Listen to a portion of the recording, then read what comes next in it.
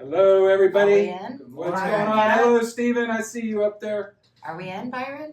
Yeah, we're Good in. morning, everybody. Here we are again with this week's broker update. I'm Tina, as you know. You've got Mike and Amir, your brokers. And so we're going to kick it off. Mike, you going to start this party off? I will get this party started. All right. So, I got the pleasure, we'll go with that, of spending the last week over at Florida Realtors, guys. Sat in on about 18 different sessions and classes. That was about 15 too many.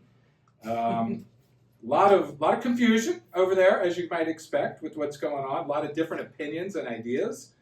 But there was some good that came out of it. I will say this, it was the most well-attended convention in a long, long time, if not ever. A lot of realtors over there trying to figure out what was going on. Not to pat ourselves too much on the back, but you guys are doing a great job sending our message out there too. We did get approached by a lot of brokers from different areas asking us, hey, what are you guys doing? We're hearing good things about it over there. So thank you for that, for sending the word out there. Guys, remember that we're all still learning together. What we're doing right now is probably a Band-Aid in some situations before we get complete forms and documents and our way figured out. Writing it into the contract and stuff, we'll talk about that. I just want you to know that this probably won't be real popular, and I wasn't real popular over there a few times, but the state association is on either their fourth or fifth suit now. Okay, they're getting sued. All of the state associations are, guys. So you understand that their business model. See, they have 250,000 members over there. We have 2,000 agents. When they go to make a pivot, it's not quick and it's not easy. They're still rooted in doing some of the things the old way. The legal department was taking a lot of thrashing for that. Mm-hmm. And by the way, I was in on the Realtor Joint Attorney Committee, and that one got hot. The biggest, hottest contested document, form, paragraph was 10A. I bet. 10A. As we've all told you, that's the big change we've made in our listing agreement is we're not doing 10A. They were being told by a lot of the brokers to take 10A out. Why are we still doing this? Look at what's happening. Everybody's getting sued for this behavior, but yet Florida Realtors is still doing some things that confuses them. Florida Realtors has to operate to everybody on a state level under state legislature stuff. At a broker level, we can dial it down and make the moves that we need to, and we're not the only ones. So, a lot of talking there. I just want to get on to it. First thing that you need to know, there will be a new flood disclosure required. This is normal business. This has nothing to do with antitrust. Welcome aboard. Welcome information. Before I forget, I just want to let everybody know, and we probably should say this at the beginning of every broker update. We know you guys are going to have questions. Yeah. So throw them out there, but we'll get to them at the end. At the end. So don't think that we're ignoring you. Yeah. Sorry. And thank you for that. And we'll come back to that question. And some brokers are still doing 10A, but they won't be soon. We'll be talking to you about why they won't. And understand that Orlando CRR is, we're two different companies, totally different ownership. We share the same name.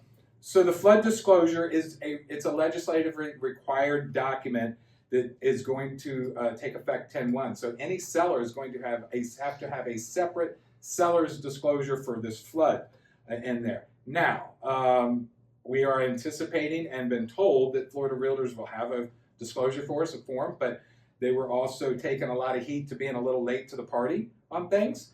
Not by me on that one. A lot of the brokers over there were asking why they couldn't speed it up. So we're anticipating that this document comes in prior to 10/1. That would be nice. We're anticipating it. We're hoping. If not, guess what? Mike and Amir will figure out a disclosure for you. Yeah, we'll create something. We'll create something for you. We've got some good news. I'm going to pop that out to you in a little bit about some things on some of the other committees I got. Byron, how are we looking on the economic forecast update slides that I need you to pull up? Byron is here. We just don't let him on screen. Byron is here. He's not our virtual assistant, which we wish he was sometimes. Byron, pull those slides up for me if you would, please, sir. So I don't pretend to be a an economist, but I want to go over some of this stuff with you guys real quick, so you kind of get an idea of what's going on. I think it's really important that you understand when you're out there talking to your sellers and buyers, but mostly sellers. Here you go. Single homes up 60%, 59%. Your active listings year over year. Townhouses, houses, and condos, as I have been screaming to you, up 90% year over year. So we've got all this coming on. Traditional and social media. Hey, listen, guys, if you're confused about anything, go to social media, find a post you like, and go down to about the 38th comment, and that's probably the advice you should take. Yeah. I'm sorry. We've heard a lot of that. They're running rampant, speculating on causes. There's higher property insurance rates and new condo reserve requirements. By the way, those condo reserve requirements are not being delayed. That's coming out at the end of the year. If they're not in compliance, there's going to be all kinds of issues, and those reserves and special assessments will have to be passed. That is a great opportunity to go get inventory, but I'll get off of that for a second. Byron, scroll down to the next one, please. Let's look at the listings, guys. So what does this tell me from afar? All right. It looks like to me the green single-family townhomes they're mirroring each other a little bit there. But let's look. Thank you for that toolbar moving there, Byron. So look at our inventory, guys. Look at the active listings, our inventory. Let's just look at the green ones, single-family homes. Today, we're right about where the market was in 2019. That was a healthy market. All the way back to like 2012. Right. Yeah. So Bernardo and I were talking about this yesterday. We made an unusually long positive run in real estate. We went from about 2011, 12, when the recovery started kicking in, to a good solid market all the way through to what happened in 2020. Holy cow.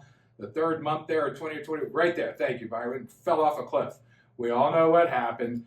As though that cliff was going down, all the pent-up demand, the people moving to Florida and buying here in Florida, it sucked out all of our inventory. Look at 21 and 22, even 23, it started growing back. Yeah. That's why prices were going up. It's real simple, guys. The laws of supply and demand. Yeah. Low demand, low inventory, high demand, prices go up. Yeah. We had a lot of artificial things. So let's look at months of inventory. Slide down one more. Look there, the little beige spot. That's the sweet spot. That's the 5 to 6 months of inventory, which they consider you to be in a healthy market, a fair buyers and sellers market. Again, all the way up until middle of 2020. Then we fell down. But look where we're back now. The single-family homes aren't even back in the healthy market. So what you read on social media about the crazy inventory on, the 38th comment of that post, is just not accurate. Okay? Seriously, look at where our inventory is. Yeah, the condos and townhomes are up a little bit. We knew they would be. But single-family homes aren't even to where they need to be yet. So we got room for a lot more houses coming on the market. Scroll up. And active listings, the other one there, Byron, wherever the next one. I don't really care about I was going to Dade. ask you, do we care about No, I Miami don't Dade? care. Let's go to that. No, but come on. That's a different country. That's a whole Go different... to the next number there, Byron, that I put on the sheet after Pinellas. Thank you. All right, it was. Look at Byron's right on it. He just looks at us, points to the screen, like I'm on it. And Pinellas is mirroring what we saw statewide. Nothing secret there. So we're just using Pinellas out of the Tampa Bay market. The next one, active listings, or next one that I have highlighted for you. Yeah, so look at new listings. Look, we're the black one in the middle of the page, 2024. You see us there right around July, August. We're right where we need to be with new listings coming on the market, where we've traditionally been in the last 4 or 5 years. So we're there. Byron, let's go on to the next one. I don't want to, again, pretend to be. This is important. See the time on market? List to contract to close sale. Look at what's going on, guys. Look at 22. 20 days, my eye. Where was I? Well, there was a lot of cash sales then. There was. And that's where that 20 And days honestly, comes you from. guys couldn't close, even if it was a cash sale with a buyer and seller going, I want to close today. You were like, yeah, it's taking us 3 weeks to get a municipal lien search back. Exactly. So they Exactly. couldn't close. But you see, this is important to know and important to tell your customers. You should take all this data and really have your head wrapped around it. And, if you're talking to a seller that is a data-driven person, this would be good stuff to put in front of them. Let the data tell the story. when they're listing it. So as you can see, we're up to over 30 days. And now here, it's a good one. No, I'm glad you moved, Brian. Now, what is this one? What's that mean? We're moving the sales price, median percentage of original list price to what's seen. Look it up there in 21, 22. It flatlined at 100%. We all know that a lot of them are getting over 100%. Yep. But now we see prices dropping all the way through 23. They seem to flatten out a little bit the first part or the last part of 23 and into 24. But now they're dropping again. So what's that tell you? And there's the percentage on the left. The average one was dropping, 3 or 4 or 5%. But on a $500,000 home, if you drop 5%, that's significant. That's $25,000. So, you're listed at 500 and you wind up making a deal at 470. All right, Byron, let's get on because again, I am not an economist. Our closed sales volume, we would like for it to be 2020, 21. But look Wouldn't we? Yeah, all of us. All of us. Look at the peak of the two pink ones up there, the red and pink. That's 20 and 21. We were doing 50,000, 45,000 transactions a month. That's the whole state of Florida. If you look at to where we are now, we are, we're off about 30%. You can do the math. I suspect if you do more than a couple deals a year, if you're an agent that has a fair sampling of your work, you do 20, 30 deals a year, you're probably going to be off 30% too. Your numbers are going to mirror what's going on here. We're really hopeful that that number starts going in the right direction. All right, Byron, let's get to the next one. All right, so here's what's going on. We know that the higher mortgage rates have cost us. The property rate insurance we know has cost us. Rent has slowed. The reserve requirements have a lot of people scared. And probably rightfully so. Again, I still think that's where a ton of opportunity is. In-migration has slowed. We're going to show you something if you haven't seen this before. In-migration is really simple. Where are people moving to Florida from? They can give us a total amount. They break it down, and I think that's a pretty cool data point to look at. Job growth, unfortunately, we got to start losing jobs to get the interest rates to come down. Yes. In Wall Street's infinite wisdom, or the Fed's infinite wisdom, the biggest potential market is millennials, and they are facing an uphill climb. I saw something somewhere that said Florida doesn't have basements, so they're not being able to live in mom and dad's basement. Nope. So let's go. We don't go to the next one. All right, there's that's what I wanted to show you. Look at what was happening in 22 and 23. Let's start it in Hello, 21. New York. So look at the mass of people moving to Florida. We were still open. People liked Florida. Remote work was big at the time. I might as well work remotely in Florida. We've got beaches. We've got sunshine. We've got outdoor recreation stuff. The irony to that is, I know this because I've seen this presentation before. The number one state you can't even put on the graph. I would need a second sheet of paper because it's California. How about that? California is about as high as New York is from Jersey. Yeah. California is about that high. So the mass influx of people has been from California. So what does that tell you? I'd like to know people in New York and California and go, hey, refer your business to me. Right. I would be contacting agents out there and making friends because there's nothing. Those are the best referrals you'll get. All right, Byron, let's get to that one. So look at the price point difference. This is what got me. In 2011, let's not even use that one. That was still in recovery. Let's say 14. 14, the average price was probably 170, 180. Look at 2024. The average home is $400,000. That's tremendous appreciation that, we just can't finance that. So now you don't have 2 or 3% mortgage rates. You've got 7% mortgage rates, and the average house is worth $400K. The average income in a market has to be able to support buying the average median home.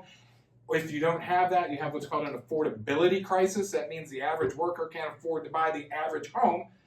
That's what we have. That's what we're working on, and that's what we hope to remedy. Byron, go on to the next one. Let's get on out of here. I wanted to show you this one, guys, because I get this call. Amir, I'm sure you do too. Hey man, I want to get in the foreclosure market because the foreclosures are going to be crazy, and I want to do those short sales and all that. And first of all, no, you don't, do you, Tina? See the peak of the market. It was in 2010, 2012. Look at the foreclosure rate. Look at where we're at now, guys. We're less than 2%. We're about 1% foreclosure rate.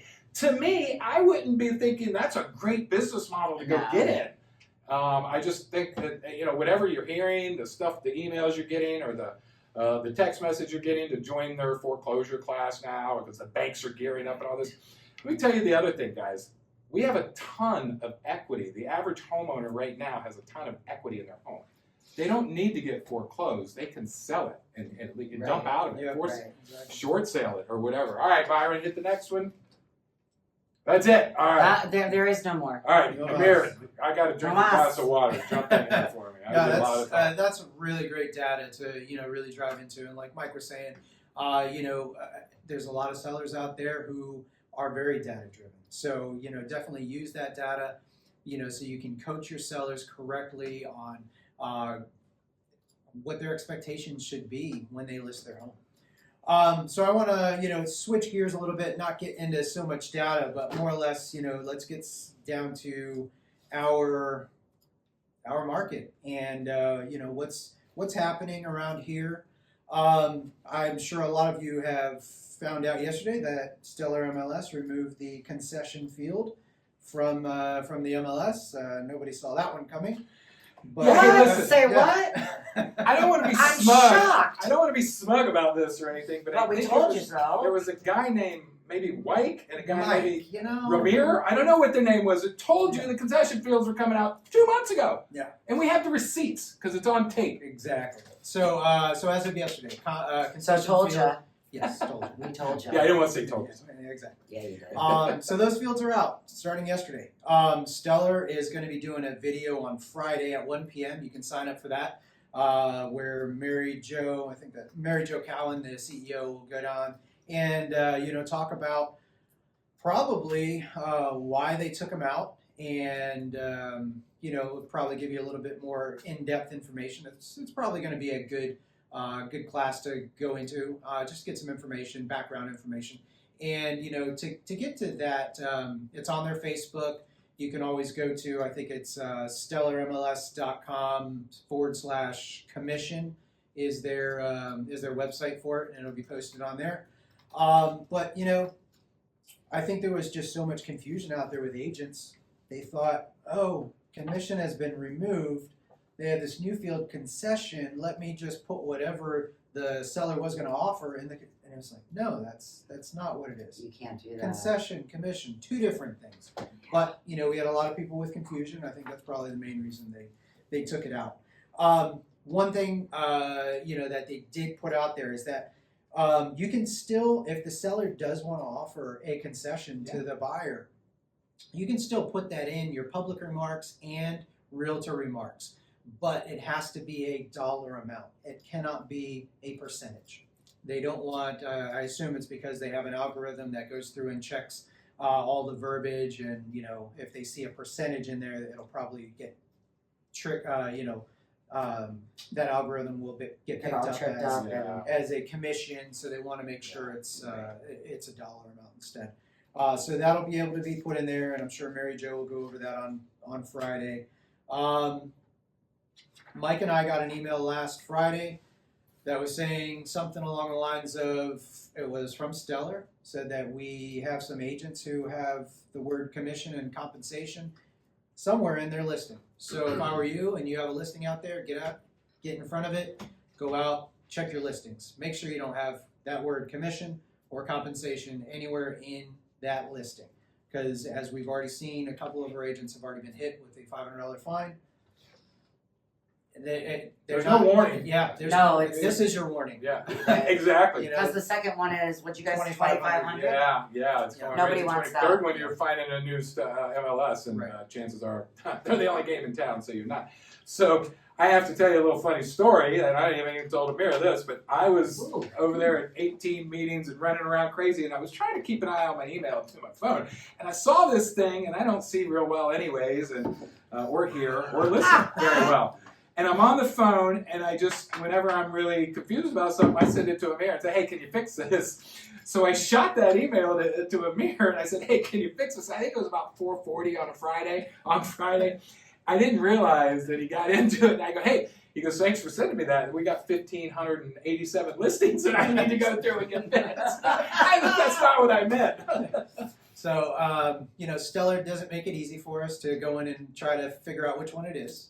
So, I did try, but, 1,500 is just too many to go through. So, agents, take a look at your listings. Make sure you don't have that word in there because I don't want to see you guys get hit with a fine. You have to pay it in order to get access to the MLS. If you don't pay it, within 20 days, they hit you with a $2,500. So, by the way, they're going to make me kick you out of our company, too. Yeah. By the way, that's changed, that little thing. If you owe an administrative fee, not just your Stellar MLS dues, if you owe a fine and you're not paying it, they're going to send me a notice and go, oh, yeah, he can't be a member of Charles Rutenberg Realty anymore, so I have to move you to our referral company. So if you're wondering what's going on when that happens, you have to give us a call and we move you back after you pay your fine. Don't do that. Just pay your fine first of all and don't get fined. Yep. Don't get a fine. Don't get a fine. Don't. Yeah. It's serious. All right. What else you got? Keep moving along with the MLS. So this is gonna drive that comment box crazy in a minute. Oh, here we go. Send all your emails to Byron. Yes. Yeah. Byron at Integrity For all those Byron. slides, you No. email Byron. He will get you all the slides. We talked about this before. Byron is shaking his head at us like, no. All 61, Kathy. He's going to send them to you. Don't get 60. You want all 61. So I commonly get the phone call. Hey, I've reached out. I'm on the buy side. I've reached out to a lister or a seller, listing agent, and asked them if they're offering any compensation. And they came back and told me that yes, they're offering whatever it is, 2% minus $395. And I thought the MLS fee was gone. We can't do that anymore. Yeah, didn't we talk about that? We did. Every day. But everybody needs to understand that Charles Rutenberg Realty is not sharing commissions. That does not mean that every brokerage out there is still doing it the old way, is not still doing it the old way. And so they are.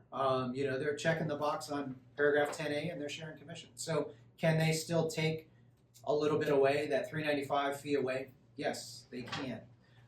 Is it fair? No, it's not. I'm sure, if you've paid attention to the MLS prior to them removing the compensation field, you'll notice that it's really only the Tampa Bay area that does this. Really? Yeah, it's really Sarasota, Miami. Well, North Sarasota, they We do don't it, talk about Miami. but, Yeah, you're right. They do everything. but other parts of the state, they don't do that. They don't have an MLS, transaction fee. And that's the other thing I want to clear up. It was never, And MLS just called it an MLS fee, but it's not an MLS fee. MLS doesn't charge you, you pay your monthly or your yearly dues, and that's it. It was a transaction fee that their brokerage charged them, so they were trying to pass it off to you. And, it started, I think, as the real estate market in 2008, 2009 was starting to tumble, listing agents were trying to find a way to mitigate that fee. So that's more or less when it started. I think we'll start to see it phased out as more brokerages adopt the practice of not sharing commissions. But for right now, yes, we at Charles Rutenberg cannot offer $395 or 3% minus $395 because we're not sharing commissions. The buyer's agent's commission is coming from the seller directly. We don't share commissions, right? Yes, so you were paying attention. I was Good paying job. attention. Yeah. We Since do day not one. share commissions.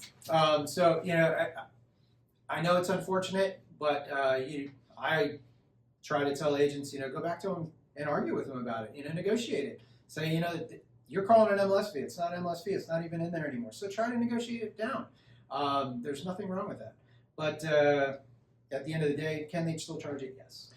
It's verbiage. It's just they're just using the wrong verbiage. That's what they've always done and called it a way to clip your money. That's why, by the way, we hate this around here. We always have. We call it a junk fee. That's why we took half of it. Well, the good news is we're not going to take half anymore because we don't have any more to take from it. So yeah. And keep moving on with the commissions, and because I know that's what we're all here for is commissions and making money. Along with helping clients, of course, too. But I've read the as-is contract several times. Read it pretty much all day long, different paragraphs. I can state them verbatim for the most part. Well, there's one paragraph that I've missed or I've read at some point in time, but then just kind of forgot about it. And that's the last paragraph in the contract. And I'm going to read, the part of it that we talked about that struck me the other day when we're trying to figure out, how to add the compensation agreement into the contract and how to add commission into the contract and things along those lines. And the paragraph reads, broker, listing and cooperating brokers, if any, named below, are the only brokers entitled to compensation in connection with this contract. Then it gives specific instructions to the closing agent, the title company, Tina. Instruction to closing agent, seller and buyer direct closing agent to disperse at closing the full amount of the brokerage fees as specified in separate brokerage agreements with the parties and cooperative agreements between the brokers. What does that say?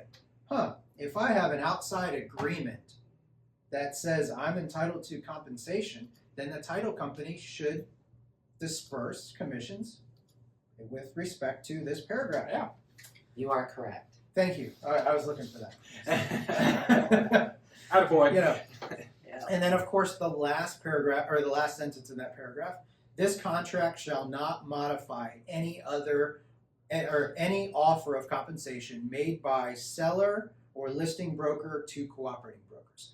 So if you ended up negotiating in the contract the compensation, which we've been talking about to do, which is fine as long as it's been at the direction of the buyer or the seller, whatever is agreed to in the contract can't change the outside agreements.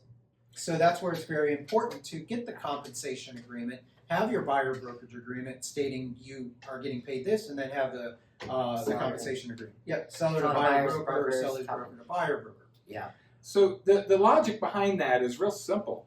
If I'm the listing broker or the buyer's broker, whatever, and I have a separate agreement with my client. Now, I've gotten a buyer's agreement together, I've gotten a listing agreement together, and now we've come and entered into a contract. Nothing they do in that contract can change that agreement that I have. They're different parties of the contract. And by the way, if you call Florida Realtors Legal Hotline, which is taking a lot of heat, one of the biggest arguments that they were taking over there, and they have a tough job to do, I'm not beating up on them, is every time we call here and talk to a different attorney, we get a different answer. That's because they're lawyers and they have their own opinion and their own interpretation of it. Just like when you call here, if you get me or you get Jim or you get Amir, you might get a little different path to where we're all trying to go. There's different forms and tools to use. So before the Realtors Legal Hotline is going to tell you you're not a party to the contract, don't negotiate it in the contract. That's not true. You're not a party to the contract, but you're protected in the contract. So we have to understand that not everything Florida Realtors does and advises is going to work in this situation, especially with the massive change that's going on. I need you guys to understand that. So when you call here, flipping out that somebody told you to do this, that's great. They're running Florida Realtors. We're running Charles Rutenberg. We're doing our best to keep you guys in business, keep you safe from these lawsuits that are out there. Yeah. And so, speaking of, I've talked with Mike, I've talked with Michael, Integrity's Michael Heath. And, we've come to kind of a way forward, which we think is going to work better than what we were talking about before with just, putting in the contract, seller to pay Charles Rutenberg Realty 3% of the purchase price at closing. So if you have the compensation agreements signed, and seller to buyer broker, or even selling broker to buyer broker, because you were given it by another brokerage that is sharing commissions because they're on the listing side. I think putting that, or if the seller hasn't signed the compensation agreement, putting verbiage in other terms at the direction of the buyer to read something similar to, this contract is contingent upon the seller's acceptance of the compensation agreement, seller to buyer's broker with Charles Rutenberg. That way you're not negotiating, so anything else, you are essentially making this contract contingent upon the seller executing a compensation agreement. Yeah. And and then Makes perfect sense. It does. And yeah, it stays in compliance with the contract where it says this contract shall not modify any offer of compensation, outside of this contract. So I think that's going to be the way forward. it does. And we're going to continue up. That'll lead me into another. So guys, it's real simple. They go, well, just get us a form for that, and we'll get it. We're working on it. I promise you. You got to understand, if I throw a form out there And it's not great. The lawyers come back and go, oh, I got tested this way, and we got some liability or risk here. Well, if I just let that happen for 1 month, I got 600 or 700 deals that I got to live with that we use that form on. So we're trying, we're definitely way ahead of everybody else. We're trying to work on something. So with that, I was in the forms committee over there, and there was some, so the forms committee is made up of directors from Florida Realtors. Those people get together because we're the boots on the ground, the people that are dealing with it in the field, and we work stuff out through the channels of the committee to something we think we need, and then it gets sent up to Florida executive team, which is Joanna and her team, and what we need is approval from them to have it filtered out through Florida Realtors. Now they have a very formal form, and that's great. That really is great if you have 2 years to prepare for this. We don't have 2 years. We're here. So in this committee, there was a compensation rider submitted at the base level for, hey, we think this is good. Can you expedite this, Florida Realtors, and get this? And I will tell you, it became very lively. Brokers were jumping up going, we need this, and we need it now.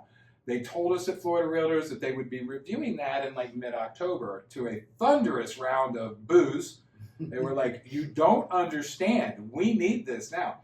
So they threw it up on the screen, and I took a screenshot of it. I did. I'm not going to kid you. I took a screenshot of it. Then came back, and I was wanting to get the overall idea from the information of it, and I realized quickly that it had been coded in there. Yeah. And we were trying to read it. It was all in Chinese or whatever, and we couldn't read it. But we figured out enough to get some pertinent information out there, and I like the fact that it's a rider to the contract.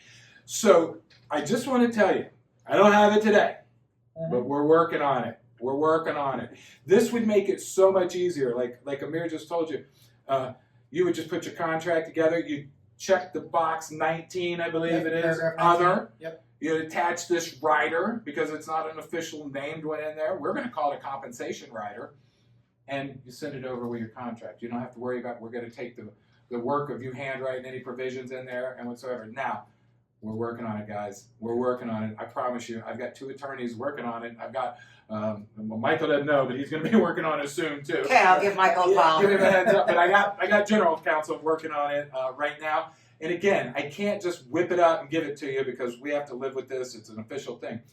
So we are working on that. If nothing, you guys should be excited about that. It's going to be a simple thing. You're going to have a little rider, check, attach 19 on the contract, and get it out there. So that's that going on. You got anything to add on that? I got about 2 more notes before. Well, speaking of, it's a great thing that it's going to be called a rider or an addendum. Well, it's not going to be an addendum. It's going to be a rider because an addendum you do after you have a contract. So that's your way of incorporating it into the contract. Because if you took a compensation agreement today and then checked the box other in paragraph 19, it really doesn't bring it into the contract because it's not a rider or an addendum. Yeah. It's a completely separate document. So that's really not the right way to go about doing that. So having an actual rider is going to be a phenomenal thing. Yeah, it's going to be a good tool for us. And guys, like we always said, it's fluid. It's changing. Yeah. And Michael tells you that. Likely what we know today, we'll figure out some best practices. Sounds like forward. With this rider, and this is going to be perfect. It's going to help for the title side. It's all going to be right there in black and white of what your commissions or compensations are. Yes. There absolutely. won't be a lot of back and forth, and which is really important. Keep them from negotiating it in the contract. Yes. There will be agreements. It'll keep us all legal. Now, the initial thing, we're not sure yet, but the initial thought on it was it's almost kind of going to be a contingency. Yes. And they're going to give you a little time to figure it out. Amir and I are bouncing this off the lawyers and seeing what we think about it. It might be you've got 3 days, to come to an agreement over this compensation from seller to buyer's broker, something like that. And then if not, it gives the buyer a right out. Right. It gives them an out if they don't get it. So that's what we're looking at. You should be excited about it. Don't call here this afternoon and ask if we have it yet because we don't have it yet. But we're working on it. We're working on it. I promise you. All right, 2 more quick updates for you. You got something to jump in on that? Please. 2 more because I know there's a lot of questions. The top 100 brokerages, which as you guys can imagine, we're the top one. They really like us on that committee or want us on that committee. The biggest thing I got out of there was we had a presentation for Patty Ketchum. Sounds too much like Ketchmark to me. If anybody knows what that name is, that should scare you. She's a super nice lady. She basically said, Freck's coming after you. So great, guys, just on top of all the other stuff, the antitrust lawyers. The other thing is fair housing. Fair housing is out there with testers now. I know you guys have heard me say this before, but be so careful. The conversation about Freck is that they're really tired of the reckless disregard behavior on agents, and they're going to start holding them accountable and the brokers accountable. So that means me, that means Amir. If you provide reckless behavior in this brokerage, we're going to have to part ways with you very quickly. Because it says it right behind us. Standard of excellence. Standard of excellence, guys. That's right. And quite honestly, nobody on this call is any of those agents. Those agents don't even take the time to get on these calls. And as you say, on these calls, we're going to tell you this. We have opened up our training to any agent out there, whether you're with CRR or any other brokerage. You guys need to do the same thing. Help another agent out. Help them understand what's going on. I had a couple calls over while I was at Florida Realtors. Success stories, by the way. August 17th came and went. Contracts are coming in. They're being negotiated the way we said. said last week when you weren't here, nothing exploded. Nothing, no. Our Y2K moment was fine. Yeah, the computers turned on. Everything was fine. Real estate didn't stop. Transactions are happening. So that was great news. The last thing, and I really wish I had the slide for us on this one, but I don't.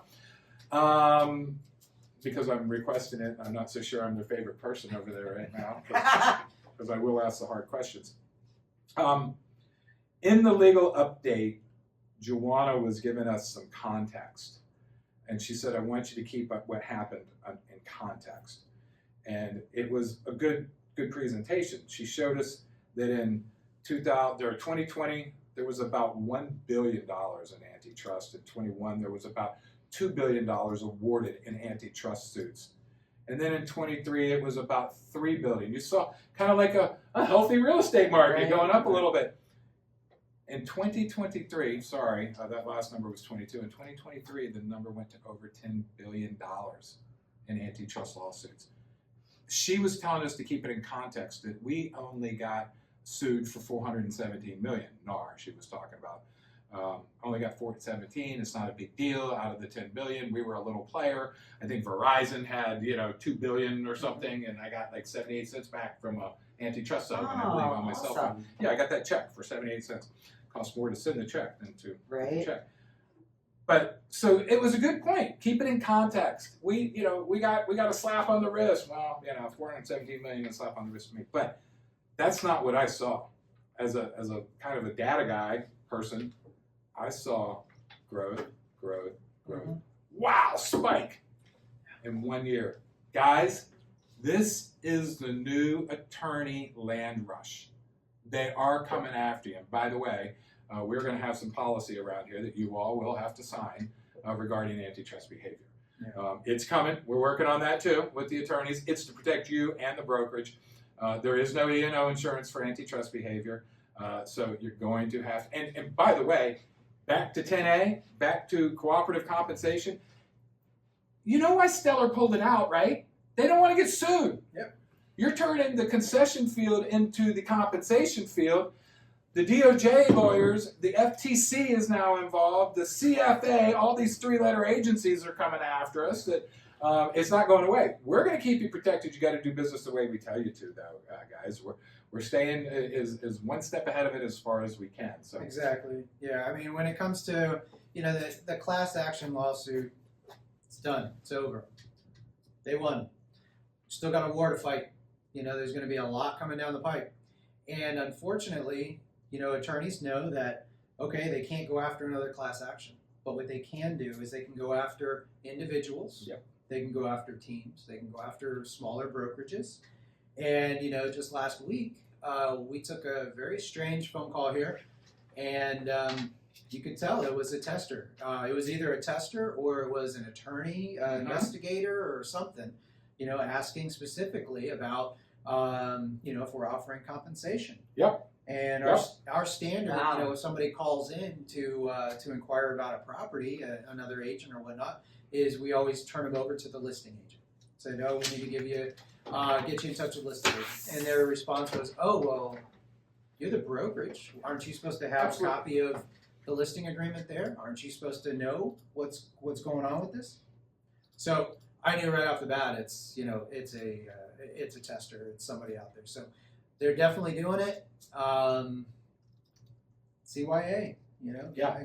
make sure you're covering yourself. So. And where it's coming down from, guys, is real simple. That's why we're not doing cooperative compensation. You have a fiduciary obligation to your seller, and I don't think the listing agents just should be the best day in the world for you. If you were out there continually listing properties and getting your commission and negotiating the commission for a random buyer's agent that you didn't know who it was at the time you were listing, the way we did it for 30 years, kudos to you, man. That was great work. You don't have to do that anymore. You go negotiate your commission, tell your seller, hey, this is how we do it today. 3 months ago, I would have said, hey, let's bid a full amount in here and offer some for cooperating compensation to another broker. You don't have to do that anymore. And if you are still doing that, if you are still heck bent on going and negotiating some buyer's agent's commission that you don't know who that's going to be and how efficient they are and how professional they are in advance, you're going to lose. Yeah. End of story. I want to look right in the camera and tell you, you're going to lose, because if you go up against me, and I'm in a listing presentation and I'm telling the seller, I don't have anybody that's not a CRR agent on here, so I'm going to say, if I'm telling the seller I charge 3%, okay, I charge 3%, that's what I do. And you go in and say some big story, but he hears 6% because you're going to take this and offer it to someone else, you lose. Yep. I will get that listing over top of you every time. So listing agents, just negotiate your own commission. This should be a great day for you. And just prepare your seller that there's a really good likelihood that the buyer's agent's going to need help. The buyer's going to need help paying their agent. Let's finance it in the deal. Let's just be open to looking at the offers when they come in. And you constantly get the, oh, well, if I don't offer anything, then they're not going to show my listing. The whole point of this is to prevent steering. Yep. And so if that buyer has an agent and they have a buyer brokerage agreement, which they should, and they're not showing the listing because the seller's not offering compensation, they're violating so many antitrust violations plus antitrust. That's antitrust steering, they're going to call it. It's not okay. And then in today's day and age, with every real estate website out there, you're going to put it on the MLS. That buyer is going to know about the property. That buyer, if they want to buy that property, they're going to buy it, regardless if you're offering compensation or not. Absolutely. And, let's keep going even further. Seller wants to sell. You bring him an offer, and you can negotiate it out. You're going to get the deal done. Absolutely. You don't need to offer compensation. You don't need to pre-negotiate somebody else's compensation. What's the number one thing a seller wants to do? Sell. What's the number two thing they care about? Money. Thank you. That is it. Oh, We got yay! one of those. All right, look at Byron dropping in the special effects. So, guys, it's that simple. And the other thing, it doesn't make sense for you to start working with a buyer and start calling listing agents and going, how much is co-op, or are you offering anything? Just write the offer. Just send it over in the offer. If you're a buyer, you have a fiduciary obligation to that buyer, and I don't care what agency relationship you enter into. I've heard this comment or argument go back and forth, and I jumped in and on over at Florida Realtors. And, by the way, the attorneys all have different perceptions of that. But I don't care if you're a transaction broker. You still have a fiduciary obligation. Mm-hmm. I don't care if you're a single agent. You still have a fiduciary obligation. I don't care if you're non-rep. You really do have a fiduciary obligation to not, under the eyes of the law, you don't, but you still need to do the right thing. Yeah. Okay? So if you're working with your buyer and you have an agreement and you have an obligation to them, aren't you just going to make an offer on the property anyways? You don't need to call the other saying, they're only offering blank, or they're not offering anything. I'm not going to offer on this property. If your buyer wants to make a stab at that property, write the contract up, put your compensation in there just like you agreed to with your buyer. Yeah. Say, hey, I'm going to do everything I can to negotiate this commission through the contract. You want to make a run at this house? Okay, I want to make a run at it. I love this house. Put the offer together. It's not necessary to call and get drug into these conversations. And I've had agents call and go, they're demanding I tell them over the phone you're the listing agent, you work for the seller. I said, we're not sharing that information right now. I don't know. Just say, I don't know. We've had a conversation with the seller and I have had a conversation. And what they really care about is their net. We have it listed for this. They have a net price mind in their head, that they're going to take home. That's really all they care about. Put it in your offer. We'll be happy to That's it. review it. Right. So Any and all offers. Any and all offers. Did we talk That's about right. this? You got to We present will any be and all open. offers. We That's are. right. My seller is open to any Any and and- all offers. Put it, Right? any and all requests. Put it Any in and your all- offer. We put it. Let's say it talking, together. right? All right. Byron popped those slides in there for you guys. I don't know if you saw them. There was a couple people asking for them. There you go, Florida Realtor slides, PDF down towards the bottom. So those are there for those who asked for them. Cool. What else you got over here? I'm pretty tightened up. You got anything you want to I add got some for- dates. I mean, we can do questions or. Yeah, go ahead and do your dates. All and then we'll right. wrap it up. So today, there's a realtor safety class today. It's a lunch and learn starts at 12 o'clock. It's what, Byron? There's 5 spots left if anyone wants to come and get some realtor It's got safety continuing ed training. and everything, right? It does, And yes, lunch. it is, and lunch. Because isn't September Can I join? Realtor Safety Month? It Yes, sure is. yes, it is. Yes, it Yes, it is. is. All right. September 3rd, we have tomorrow we have a new listing agreement class that's offered via Zoom. Is that Tracy? That's Tracy Wilkinson. Tracy yeah. Wilkinson. Okay, so Getting that's great results, reviews on her training. so you can sign up for that. After the Labor Day holiday weekend on Tuesday the 3rd, Byron, who you don't get to see, as we said, we keep him off camera, and Amir are doing a forms workshop here in person. So you can sign up for that. That's at 11 o'clock in the morning. September 5th, Tracy Wilkinson is doing a buyer forms class. You can sign up for that on the calendar. And then on September 10th, you get the 3 of us with Michael Heath over at Pro for your Pro panel discussion of, I'm sure we'll be looking at the new contract. Oh and yeah, well, whatever else has come. We're doing Yeah, some stuff. whatever else has Hopefully come we up have from a the last compensation time. agreement Yeah. for them. That would be nice. That's what we're shooting for. No So promises. though. that one, yes, everybody sign up for that one. Byron, what is our class size for that? 60. We can 60 in person. We do also offer it via Zoom. Yeah. And if you're not sure, guys, go ahead and sign up via Zoom so you don't take a seat from somebody that Yes. would want to yes. come in person. And speaking of Zoom, so we're going to change Yes. a little bit of the way that you can sign up for the Zoom classes. Right now, everybody goes to the class calendar, which you'll still do, crrclassesandevents.com, or just go right in through Rutenberg Files. Starting in September, we're going to remove the sign up button that you would typically go into on that. You click in the class you want to, there's a sign up button. We're going to remove that. In the description of the class, that's where we're going to have a link in there that'll take you directly to Zoom so you can sign up, register through Zoom. That way you'll get the confirmation email, you can get all the reminder emails. Yeah. Because I know that, sometimes for whatever reason, you're not getting the link. The link to. When you sign up, when you use the sign up button in Rutenberg Files. So we're going to change it up a little bit, see if this is going to work a little bit better, and so you can get onto these classes without having to reach back out to the office, have the link resent to you. So we're going to see how that works, then move forward from there. So I think right now we'll hit some questions. Yeah, we got about 10 minutes All right. left. Byron, you got a good Cool. What question do you for us got over up there, there? Byron? Amir, that one? All right. If Oh, hold on. He's unmuted. Steven, you're unmuted. Oh, good deal. There are 4 buyer broker agreements in Charles Rutenberg Files. There's Yes. 4 of them. Yes, sir.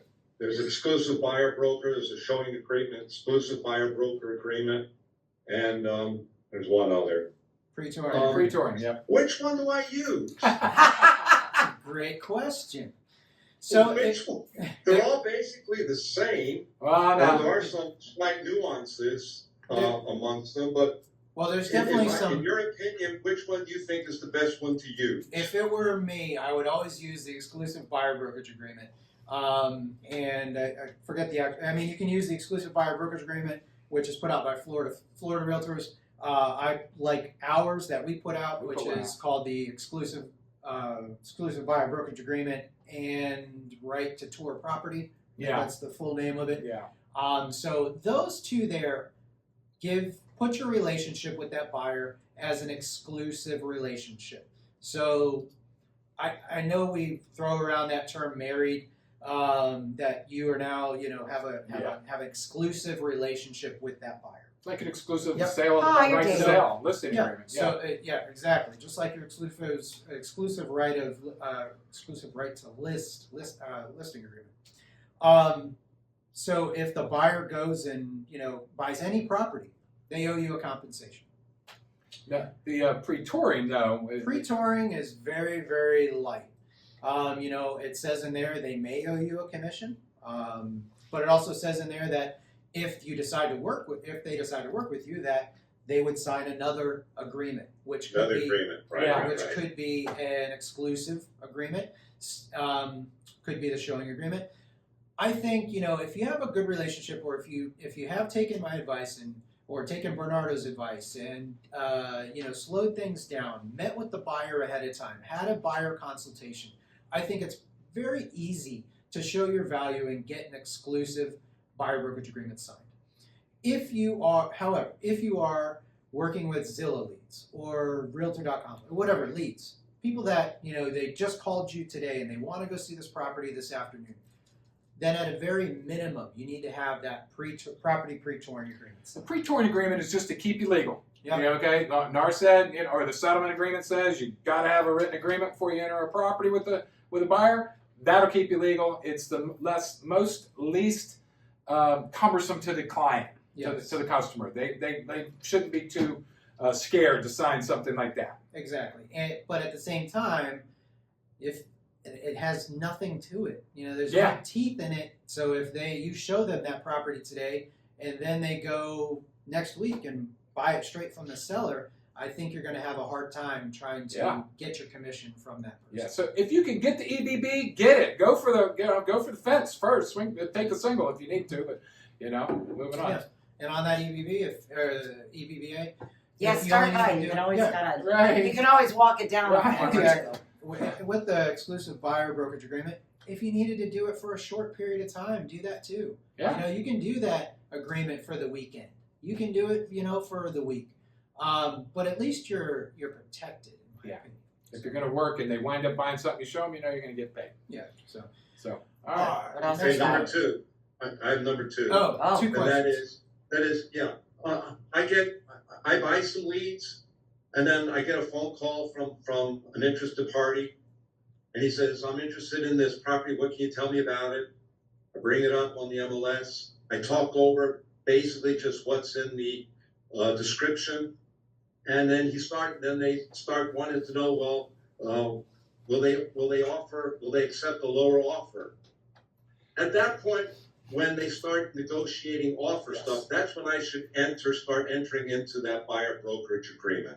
That's when I should start discussing it. Yeah, I could we're talk all over here. all We're the all fluff gone. stuff first. Yeah, I Stephen. could talk fluff stuff first, but when it gets into negotiations and the nitty gritty, that's when I have to say, at this point, we need to discuss compensation. Yeah, Stephen, the term is anytime you're going to show a property, you have to have one, or begin working with. So that's working with. That's Amir has explained it that if you're just emailing some people, you got them on a little drip campaign or something, you probably don't need one for that. But if you're going to show them a property or begin some kind of negotiations, you absolutely need to enter into an agreement with them. Okay, All right. good. All right. Good stuff. That pretty much answers my questions. Thank All you. right, Stephen. Thanks, See you later, Stephen. man. Good to see you, sir.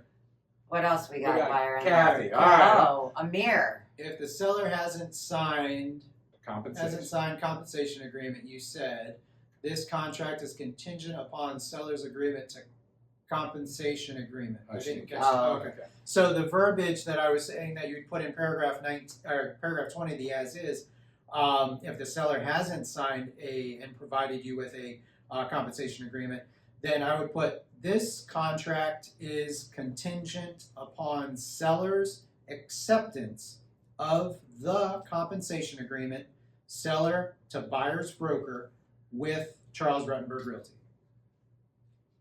And if you want to email, if you didn't get it that time, feel free to email me. I'll shoot you over the info.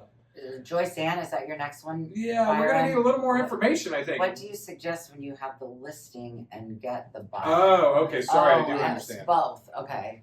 All right. So when you have the listing and you get the buyer, I assume your question is, do I need a buyer brokerage agreement? No, you don't need a buyer brokerage agreement if you have the listing and you want to show your listing.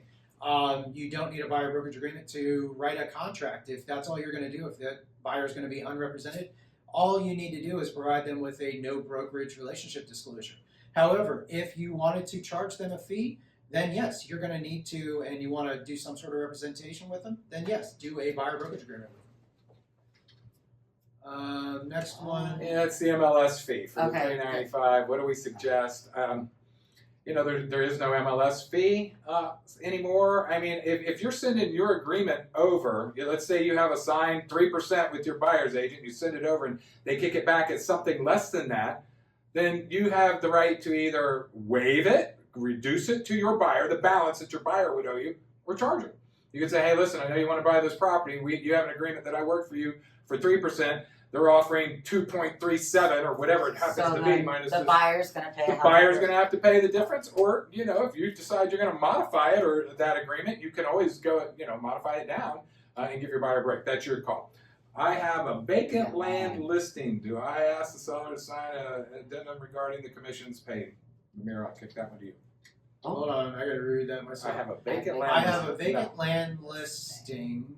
Do I have to ask the seller to sign an exclusive right of sale addendum regarding the commission paid to agents? Okay, so we don't have the exclusive right of sale addendum anymore. We're using the new modification to the listing agreement for that. The settlement changes do not apply to commercial transactions, vacant land, or rentals. So I would, as Charles Rutenberg Realty, we're taking the stance to not share commissions.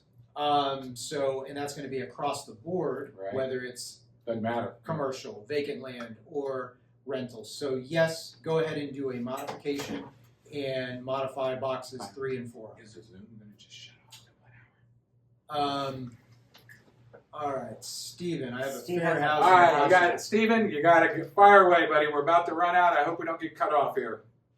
Okay, real quick, I was at a meeting yesterday between Piccolo and Byron, and they mentioned about fair housing, that if you start going into customers' houses, say for listing agreements, and you go into some people's houses because you feel like they're clean or they're comfortable, they feel like they're good people, and then another person who you have dubious feelings about, you don't go into their house to give your listing presentation, that could be a violation of fair housing. Is that correct?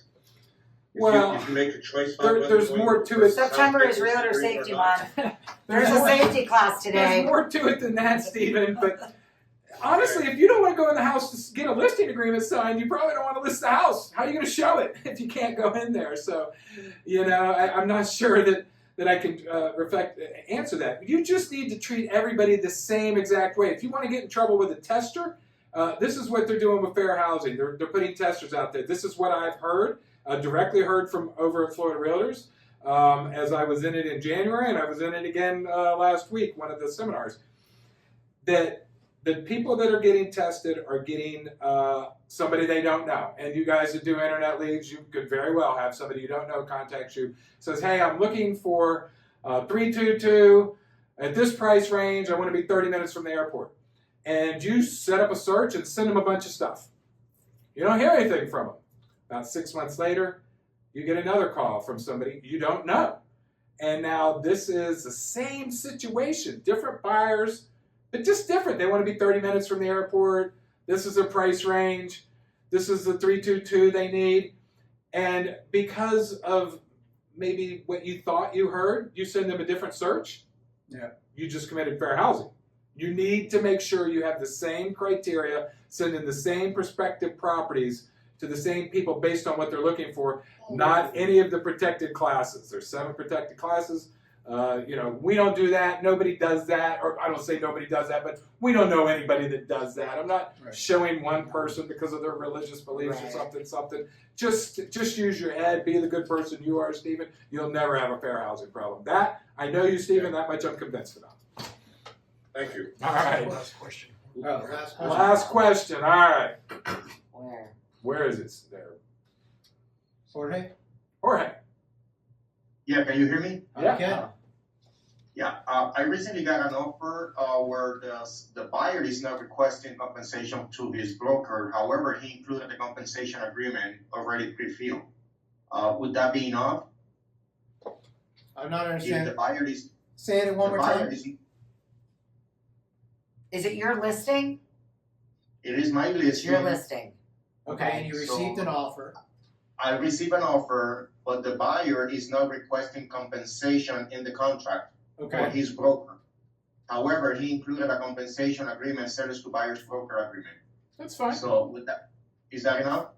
Yeah. Yeah. Yeah, that's perfect. I mean, that's fine. Now, now your seller gets to decide whether, he They wants accept to. the offer. Yeah, they accept the offer. They counter it. Go, I don't want to pay 3%. I don't want to, pay 3, but I'll give them 2 or 1 or 0 or none. That's Okay. just as long as your seller makes that decision. So before we leave, I want to do one thing, guys. There you go. See, Byron really is Oh, here. Byron is here. I had to do Second part of that. the question. What's that? The second part of the Oh, question. All right. Sorry. So in this case, he submitted the compensation agreement already. Now, if I have a BBA already with my seller, and my seller is already offering compensation to the buyer's broker, is he obligated to compensate even though there is no request from the buyer? No. He's not obligated to.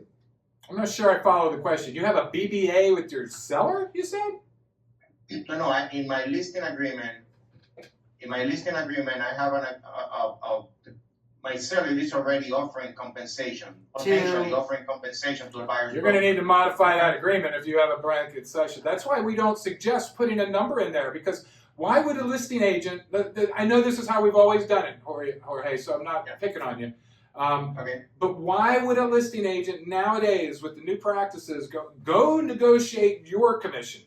Leave the other side open to the contracts coming in, because now you're kind of obligated to do something with that money you've agreed to. You have a contract. You have a listing agreement that says you're getting X, and they're willing to pay Y. Maybe that's the same amount over to an agreement. So before you go under contract, it might be a good time to modify that listing agreement, would be my thought. Now, again, this is how we would have different paths to get to the same result. But Amir might have a different way to use that. No, I think it's, just like I've said in the past, if the seller has put in their listing agreement and signed off and said, I authorize you to, present this amount of money or this percentage as what I want to offer, then I think you have an obligation to do that.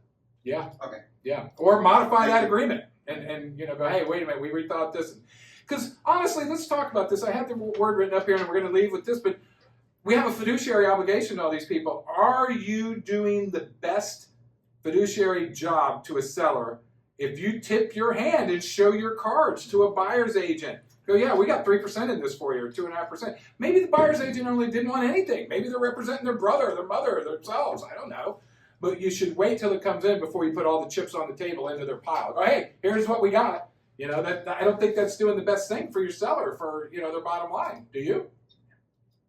Oh, thank you. Yep, you're welcome. Thank you. Good question. Is that all the questions, Byron? Yeah. All right, All right, guys. guys. I think we're done, and we'll see you next week. Yeah, next Wednesday. Same All bad right. time, same bad channel. All right, guys. Bye. Thank you. Yes, bye.